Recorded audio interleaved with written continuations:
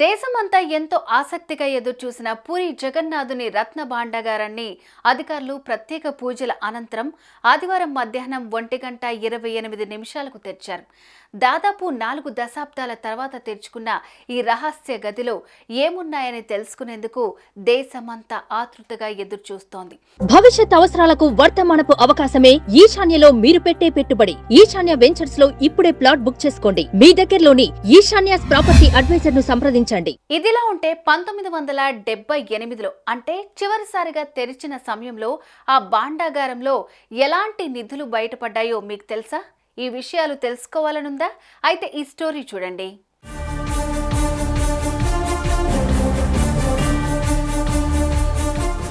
ఇప్పుడు యావత్ దేశం చూపంతా ఆదివారం తెరుచుకున్న పూరి జగన్నాథుని రత్న భాండాగారంపై ఉంది.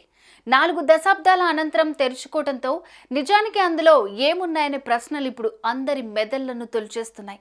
అయితే ఆ రత్న భాండాగారంలో విష సర్పాలుంటాయని ఎన్నో పుకార్లున్నాయి.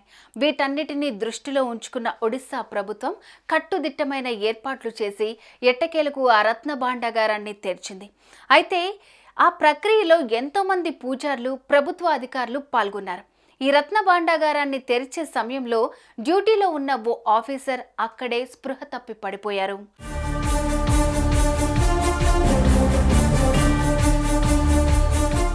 ఇక అసలు విషయానికి వస్తే 1978లో ఈ పూరి జగన్నాథుని రత్న భాండాగారాన్ని తెరిచిన సమయంలో అప్పుడు ఏం బయటపడ్డాయనేది ఇప్పుడు తెలుసుకుందాం.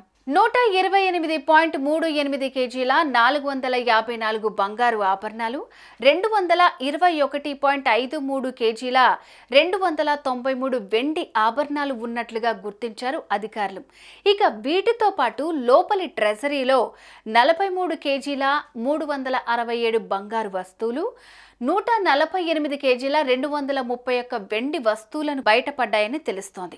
ఇక బయటి ట్రెజరీలో అయితే 84.74 కేజీల 87 బంగారు ఆభరణాలు, 73.64 కేజీల 62 వెండి వస్తువుల నిధి కనిపించినట్లుగా సమాచారం. అయితే ఇవన్నీ లెక్కించడానికి అప్పట్లో దాదాపు 70 రోజుల సమయం పట్టినట్లుగా తెలుస్తోంది.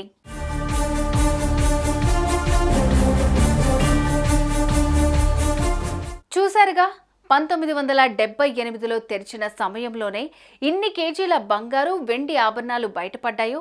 ఇక ఆదివారం తెరిచిన ఈ పూరి జగన్నాథుని రత్న భాండాగారంలో ఆ పెట్టెలో ఎంత నిధి ఉందనేది త్వరలో తెలియనుంది.